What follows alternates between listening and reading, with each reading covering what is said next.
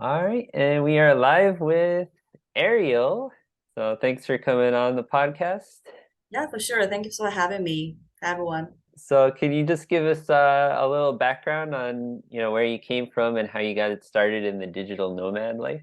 Yeah, sure. So I was originally based in Toronto, Canada. I actually work a corporate job for 7 years as a product manager and project manager in the financial services industry. And I just didn't feel it aligned with my ultimate passion, which is around travel. So during the pandemic, remote work really took off, and I saw the opportunity to become a digital nomad.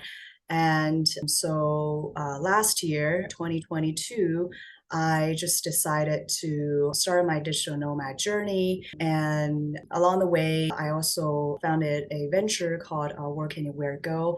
It is a place to help more people learn about how to become a digital nomad. And we also provide practical tips to and real stories to help you learn about how to travel and live in the top digital nomad destinations around the world.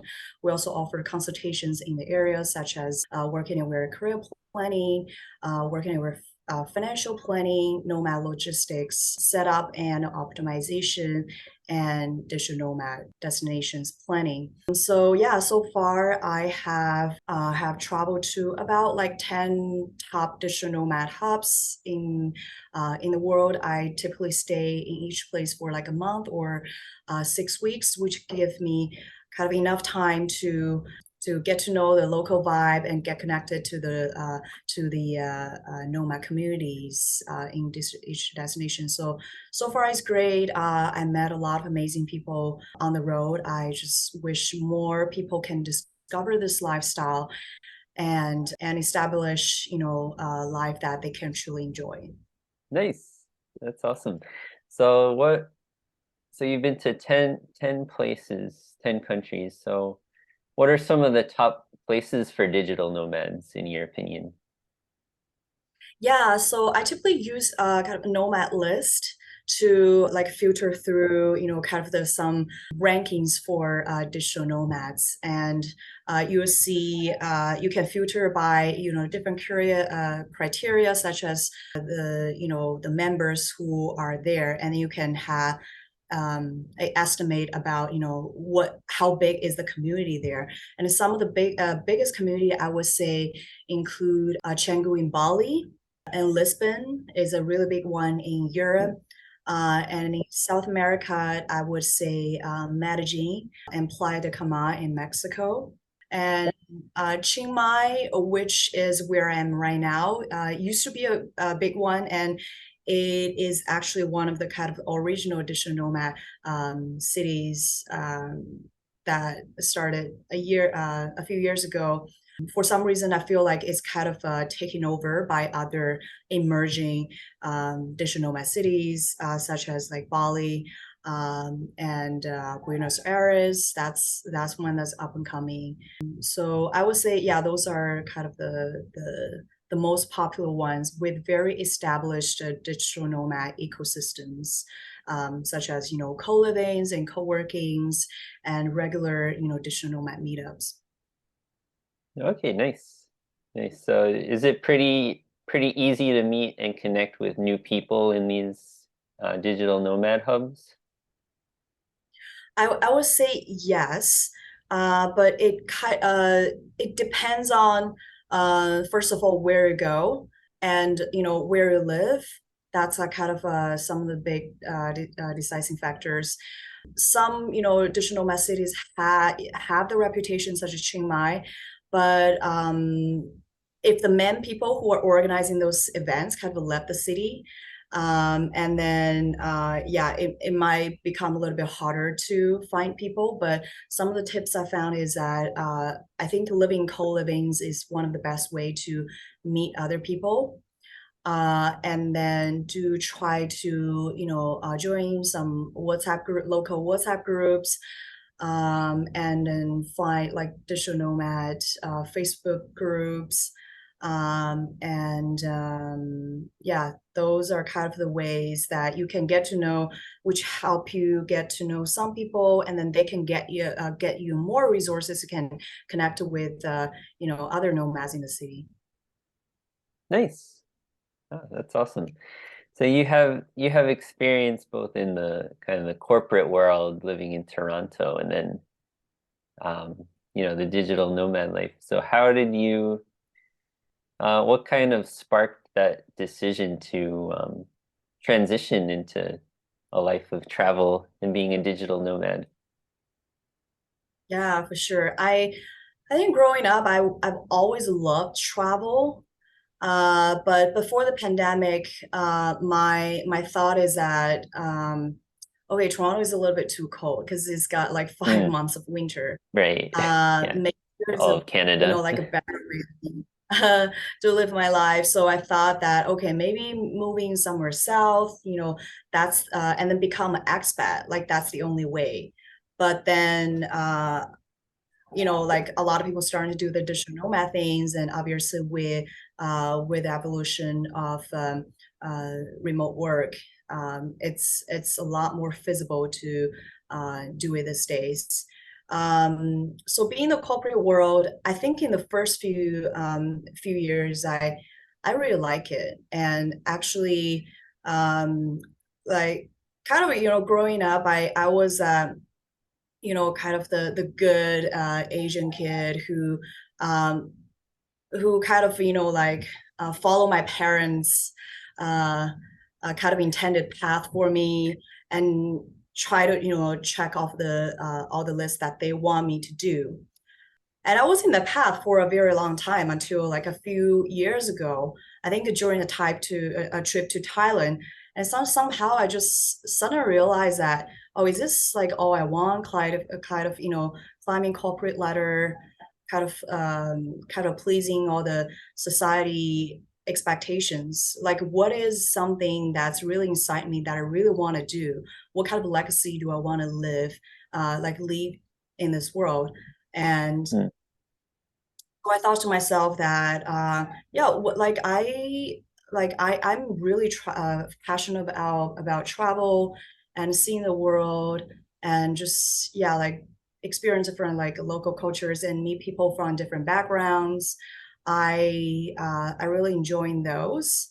And so that's kind of the kind of inner voice that always comes out at the end of the night, kind of I would question myself, like is this the right life for me? And then another catalogs for making that decision is kind of the 2 years of pandemic time in Toronto. So Toronto has the kind of most harsh lockdown in among all the North American cities during the pandemic, because it's a very mhm. diverse city, and then it's also very prone to, coronavirus outbreaks. And definitely a very tough time, and I'm sure a lot of people have this moment of kind of reflecting on themselves. What kind of life do they want to build in the future? I guess I kind of just took it like one step further. And another thing is also the very high cost of living in Toronto. I think Mm, I have kind of a moment of realization when my landlord kind of sent me an email and saying, "Hey, we're looking to raise this amount of rent in the next few months." So I was like, okay. Well, like it kind of makes sense. Like if I live in other countries, I will have a significant like cost reduction compared to like staying at the same place. So yeah, and then also work wise, I think I've been in the corporate world for too long. I think it's good for people like young people who are just starting out to put a good brand on your resume and get to network with people in the company.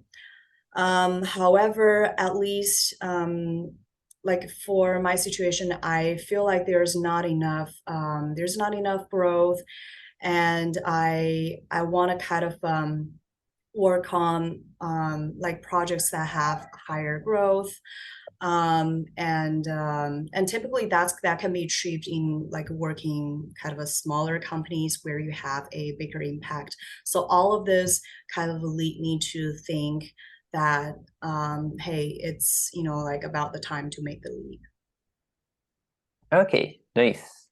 And how much planning did how much time did you take to plan it or all out, or was it just kind of a sudden impulsive decision to, pack your bags and head out? Yeah, so I am definitely a planner. I'm a huge planner actually. And I definitely admire those people who can, pack their bags and go. And somehow, like people figure out.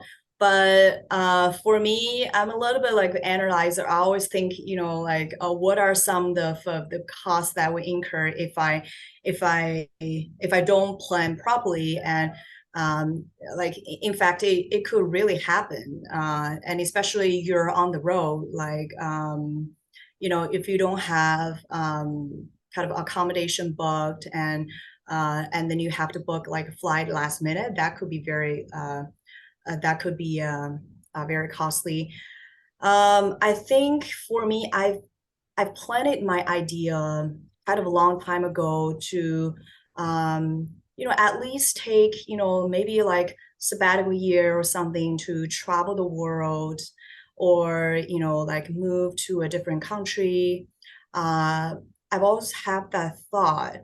But and I started, talk this with my friends, and then sometimes, like my friends will be fed up with that. Okay, yeah, like we get it. So when are you going? Because in reality is that um, it's hard to make that leap, because you're in your corporate job, you have your kind of your setup routine, and if there's nothing to push you to make that leap, it's it's really hard to really take that step. Sorry, I feel like I'm kind of a straying away from the topic. So you're Oh, asking like no, no if worries. I having a lot of planning. So I was kind of contemplating this idea, and I think the actual um, kind of plan to become fully nomadic started a few months ago before I actually started nomading, because realistically speaking, like you need to take care a lot of logistics before you go, because I always thought, kind of think of that when I'm abroad, there are a lot of things that might need me to come back to my home country, which could be very Mm, inconvenient. So I try to set up everything to be remote friendly as possible, so I can manage it like overseas. And this include also, give up my apartment and sell all my furnitures on Facebook Marketplace, and put my things in the storage room, like setting up address, and kind of, getting all the financial products that's good for your nomad journey. And yeah, like travel insurance, all those, and also I try to plan my trip at least a month ahead, so I have some kind of buffer time to plan the next portion of my journey. mm, right. Yeah, because it's kind of the digital nomad's journey is full of uncertainty and kind of there's some fears of the unknown. So, did everything work out Yeah. pretty smoothly in your transition, or were there a lot of unexpected difficulties you faced? So yeah, that's a great question. I think because I kind of, like plan a lot of things ahead, and actually have like a big spreadsheet of, things I need to finish in order to become nomad list. And I told my friends, and Uh, and when I started, it has like 40 items that I need to get done. It was really, really that much. So because I was very thorough with all the things I need to do, I think yeah, in general, is very smooth. I really had any kind of unexpected situations, and if it happens, it might be something that I already kind of thought of, that I've kind of prepared for. And also, I did not do a lot of kind of adventurous digital nomad, as some nomads like to go to like small rural areas and then just stay there for a few days. I typically I will have a base every month in a city, which have very established infrastructure. I will stay in a co-living where I am kind of surrounded by other nomads. So yeah, so far it's smooth. So I think the planning is key. As though I know, kind of going on a spontaneous trip would sound sexy or exciting, but it will save you a lot of time if you have done some preparation and planning ahead. Yeah, for sure. For sure. Planning definitely can lower the cost. And do Yeah. you think you'll ever go back to a corporate life again, or do you think you're gonna um, keep the digital nomad lifestyle? Yeah, that's a good question because well, if this podcast is available, for the foreseeable future, and in case I just decide to go to corporate world, maybe I'll be hold like liable for that. But so my thought is that at least in this stage of my life, I am definitely seeking opportunities in high growth companies where I can afford the risk, but I am kind of a higher reward for like growth and learning. And also, I guess it depends on what you mean by the corporate world. Do you mean by like super large established companies, or just any companies with a 9 to 5 schedule? Mm. Yeah, I guess just like going back to a 9 to 5 job in Toronto or, having an established base. Right. Yeah. I think, at this time and age, it's really hard for people to kind of plan for, what are things going to be like in 10 years from now. And then I think for me, what I'm kind of focused on is to find a base that's ideal for like personal growth, development, and such, and which also allows for remote work, and just have a good community. I think that will be kind of the best for my development for the current stage. But maybe it's hard to say, 20 years down the road, I might change my mind. It's possible, Right. but I still believe in this kind of digital nomad for life philosophy.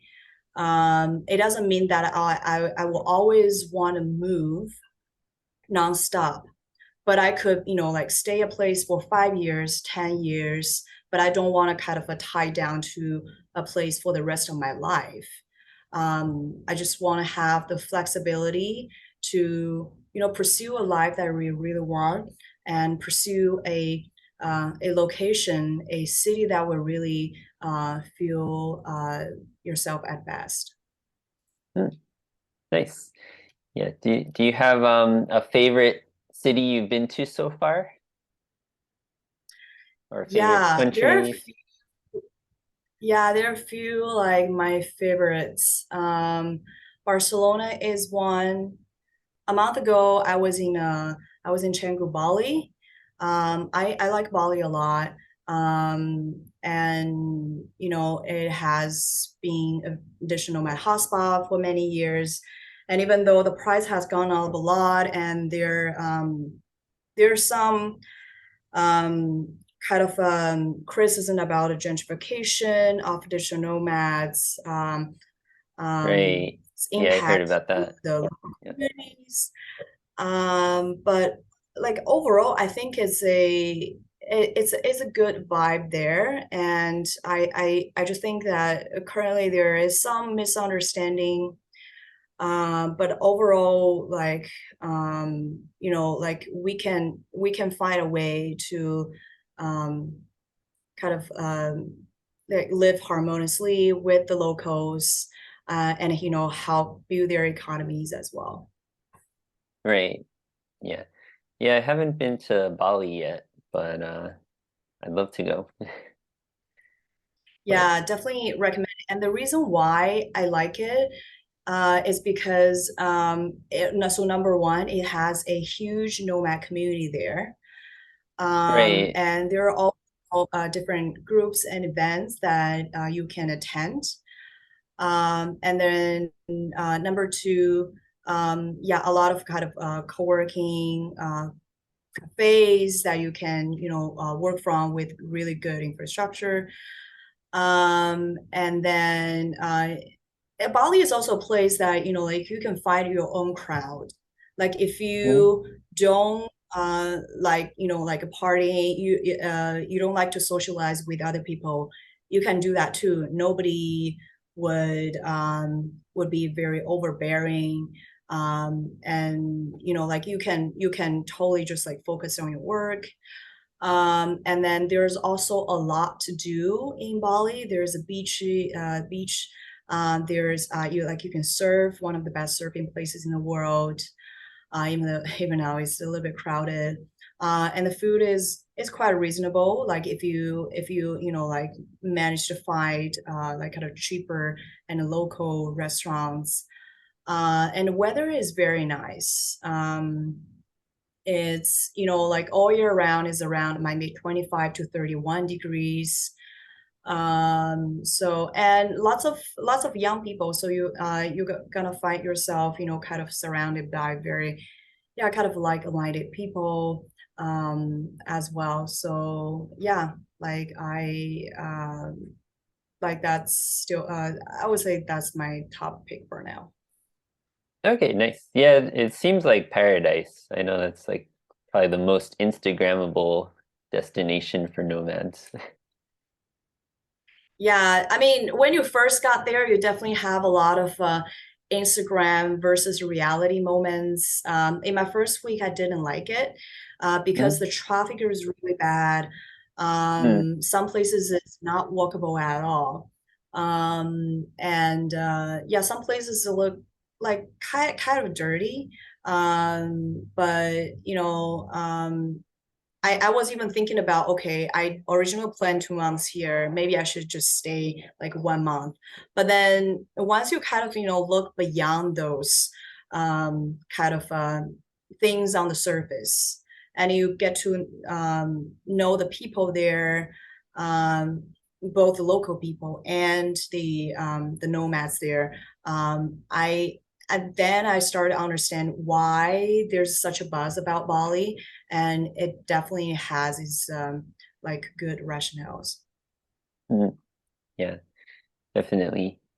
Nice. And do you find that it's the people you meet, you're able to you keep in touch with long term, or do people kind of just come and go, or does Yeah, it does so it so that's a depend? really good question.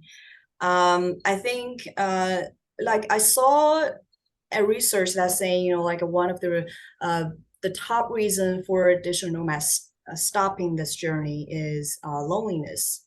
I definitely have a different take on that because I travel through kind of the top 10 digital nomad cities in the world. I always go to places with big communities. So I don't necessarily feel like loneliness and hard to make friends. But yeah, like people do come and go, and then sometimes the time that you overlap with another nomad is even less. because you're there for a month and then they're there for a month, and then maybe you have like 2 weeks, 1 week of overlapping time there, which doesn't have provide kind of enough time for you to get to know each other. Mm, I think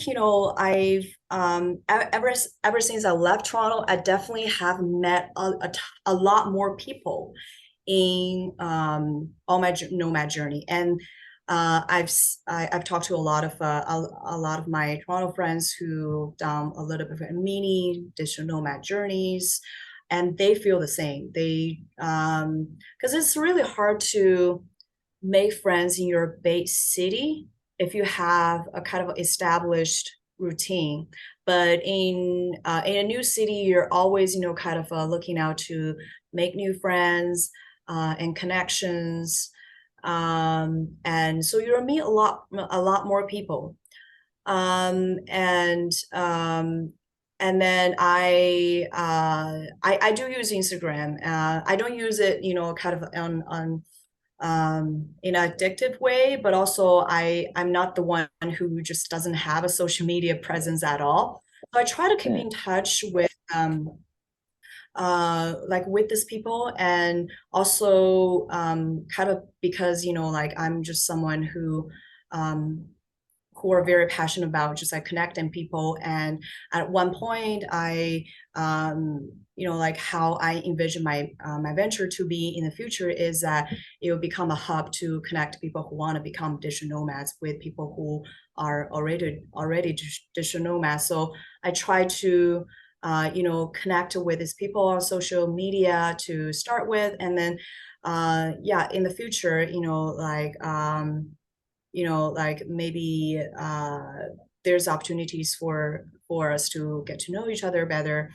So I try to keep in touch with them, but of course, like I'm traveling all the time. Like sometimes you're probably when you're in a new city, you're probably most concerned about what's around in your own city, what's happening, like what are people saying in the local group chat versus a city that you've been. But mm.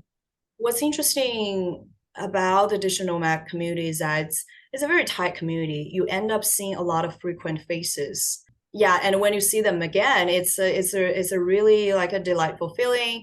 I feel like just like old friends haven't seen each other for a long time.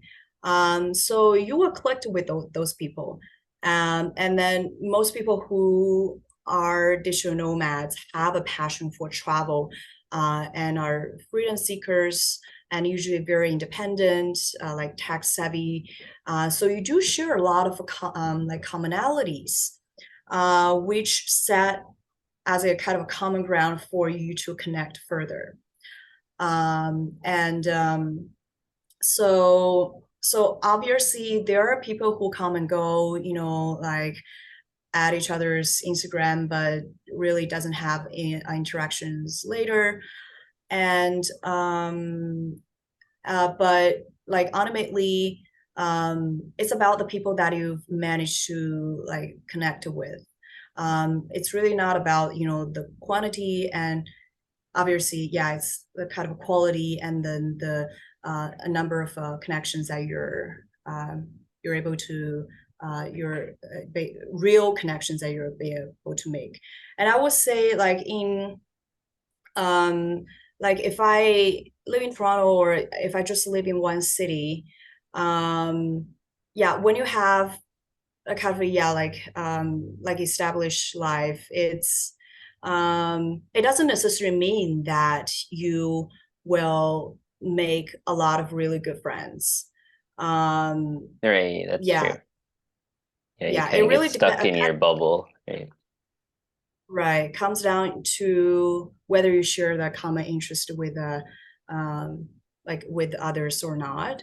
And at the end of the day, what matters are like the people that you keep in touch and truly care about your personal growth.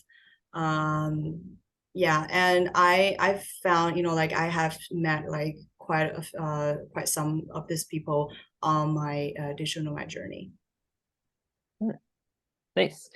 And with your company, the Working Anywhere Go, that's sort of what you're trying to do with the company is build a community around it. Is that right? Yeah, so community is definitely the path of like our final mission, which is kind of empower more people to become digital nomads. And like currently, what we're doing is that so I'm trying to kind of create more resources and guides about how to become a digital nomad, what are the pros and cons of this lifestyle, and how to like what are some career path you can choose to become location independent, and some of like the things you need to know to set up a digital nomad life. So yeah, I kind of started with something simple that I just want to share my experience of my research about becoming digital nomad, and especially from a Canadian perspective. Because what I found is that a lot of resources online are about, like become a digital nomad from an American perspective, which kind of makes sense for like SEO Hmm. perspective, because there's research suggesting that like almost like half of the digital nomads are Americans. For some Oh, really? reason, yeah.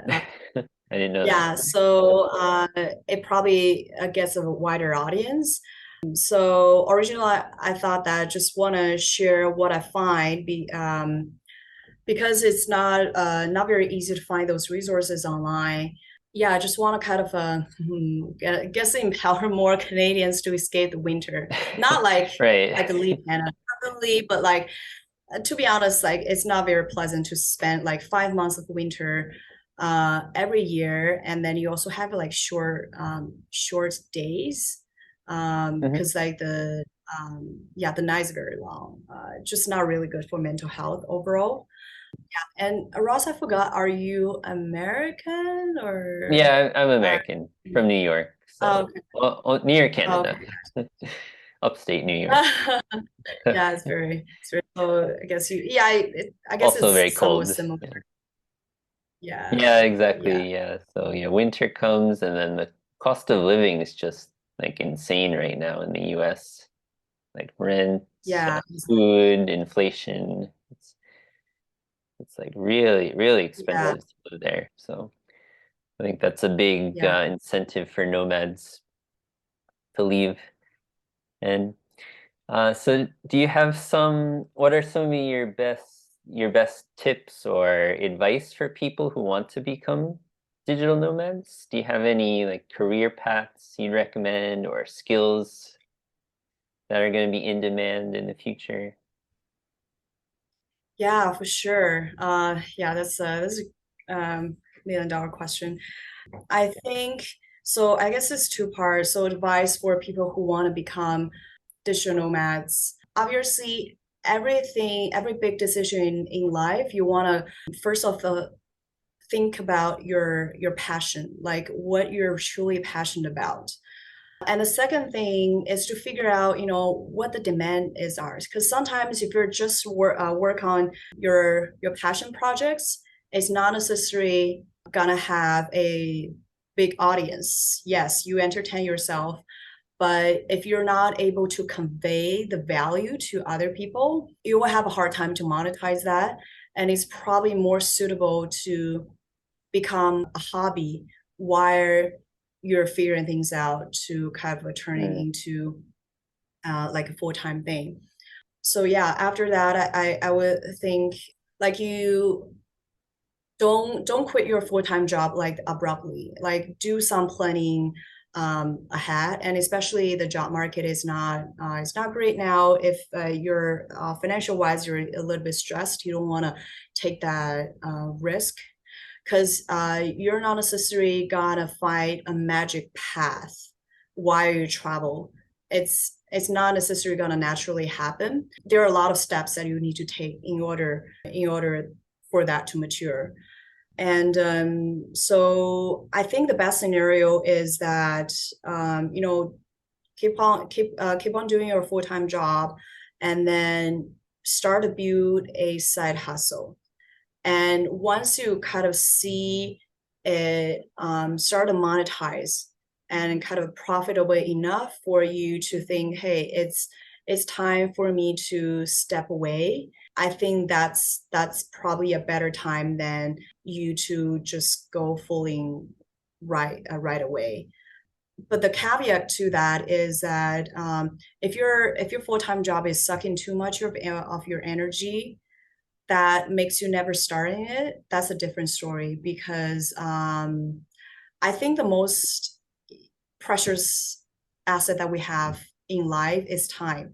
You don't want to like waste your time on something that you're not passionate about, and that's not serving the purpose. However, is like finance is a stressor for you, that's a different story because it does provide like your means of survival. But if you're working a corporate job, like you can do a financial planning and especially if you're in like high income countries, the chances are your money can go a long way in like some developing countries. And like you can plan your kind of a trip accordingly that way. And so I've seen a lot of additional nomads on the road by visiting all these places. And there's a lot of myths about what do this digital nomad actually do to be able to live this lifestyle. And I would say almost like over half of the digital nomads are either freelancers or business owners. They have the say in their location independence for them to make it. And some of the top professions that I've seen are obviously, web developers, software engineers, graphic designers, copywriters, digital marketers. Those are the top areas. But of course, like not a lot of us in the corporate world have like work those jobs. So it takes some transition. It would take some like skill development for you to kind of cater to the kind of a remote workspace. But at Mm. the same time, more and more companies um, are becoming remote because they realize, the remote work is a very favorable like hiring conditions to attract talents. You can create your kind of own way to become a digital nomad. You can like you can become a coach at a niche that you're you're you're an expert about, or a consultant, because there are a lot of kind of like freelance consulting sites and consulting projects that you can take, which is more relevant to your area. But I would say a kind of one piece of advice for that route is that start build your client base early. Like while you're working a corporate job, or when like get to know the clients, and then like later on, like if you can still kind of keep in touch with them and see if there are other like business opportunities coming coming out of it. So, and then, sometimes in order to live this lifestyle, you do need to make a career shift. And it may be a good time to kind of sit back and reevaluate like what you're passionate about. Do you really want to do what you're currently doing for the rest of your life? Uh, maybe is making like okay money like in the Western world, or when but if you're not happy with the current life, then consider some changes. There's a lot more cities just like in the world, more than the city that you're living now. Just because you're not happy with your life doesn't mean there's something wrong with you. Like it could be the environment around you. So sometimes you do need to make a little bit of sacrifice and learn a few things, such as, kind of a social media, like personal branding, how to do your own like lead generation, and all those to in order to kind of tap into a more remote friendly space. But if you think that life is worthwhile for you to have more like freedom, I think it's definitely worthwhile to explore it. Because I think a lot of us who are thinking about it are we still have a lot of years ahead in our life. Like if you're Mhm. not happy with the current state, like definitely try to like yeah, brainstorm and um have have more thoughts about what you really want to do in your life. Hmm. Yeah, definitely. Yeah, and like the world's changing so much so quickly. So Yeah, like and so then I many. think yeah, sorry, I think you also asked the second part of the question, which is related to what you're saying, the world is changing and what kind of some fields are up and coming. I mean, I'm not like a huge industry expert, but I do follow the news and whatever happening to like tech industries and quite a lot. Obviously, like all the opportunities related to Chat GPT is up and coming, and like yeah, the generative AI is just have matured to a stage that more people are like um, kind of receptive to it, and it's really intelligent to solve like real time a real life use cases. So yeah, I think a lot of the jobs that are in the market these days obviously like AI related, and but which means like that will also automate uh, a lot of the jobs that we had before we think um, that are kind of up and coming. So it's yeah, I mean it's nice to know what are the areas that are growing, but I think a good starter point is like what's your background, what you're good at, because I don't think it wise is to completely abandon what you've accumulated over the years, because you like in your area you have edge about others, but it could be an area that intersecting your area and AI, Mhm. and something else, and that will kind of generate like more demand in your area, which you're already expert in. Hmm. Yeah. Nice. Yeah, that's good advice. Yeah, thank you. Thanks. Um, yeah, so do you have any sort of final things you'd like to share, or where can people find you online? Yeah, for sure. So my handles, all social media platforms are WorkAnywhereGo.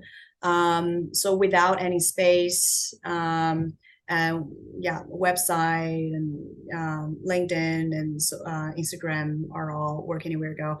So basically, what I'm planning to do in the next few months is that I will publish a lot of like blog posts about how to become a digital nomads and how to set up real nomad logistics. So that's work in progress. And then I've got a lot of like video resources about the nomadic lifestyle in different in the top nomad cities in the world on my Instagram and YouTube, cost of living informations and things like that. So I'm mostly active on yeah like Instagram, and now I'm kind of um, like filling on more content on my website. So I would say those are probably the best places to find me. Also, I started to do this like kind of a daily posting YouTube challenge. So I started to kind of post like daily short form videos on YouTube and on TikTok. Kind of starting out just about my day and then some of the clips that I collected from my travels that are interesting. But I'm just starting to kind of create memes about those because my friends always tell me like I'm very funny. I good sense of humor. I should kind of like take advantage of that. And Okay. yeah, like I've done that in my like Instagram stories, but Instagram stories are not very like a permanent asset. So yeah, I'm trying to kind of create more travel memes. So if you're into that, also sometimes I do like travel inspiration quotes for those videos as well. So feel free to subscribe to my YouTube or TikTok. Okay, nice. Yeah, short form And videos then have really taken off recently, they're like everywhere. yeah, exactly. Yeah. And oh, sorry, did you have something else to say? Yeah, you mean so you mentioned like final advice. I think I'll kind of be want to be corny and then kind of finish with the inspiration quote. But Okay, okay. let me sink in, because sometimes you need a little bit push to kind of start thinking like what kind of life you want to achieve. Mhm. So what's my favorite quote? Like, yeah, you can give your life more time. So um, so give your life more. Oh, sorry. That's Let me start okay. again. Yeah. So you can give your life more time. So give your time more life. Yeah, Oh, that's okay. Nice. Yeah. Yeah, that's true. Yeah, life is short. So just gotta start doing the things you want to do. But, yeah. all right. All right. Well, anyway, thank you for coming on today, Ariel. Great having you. Thank you very much for having me.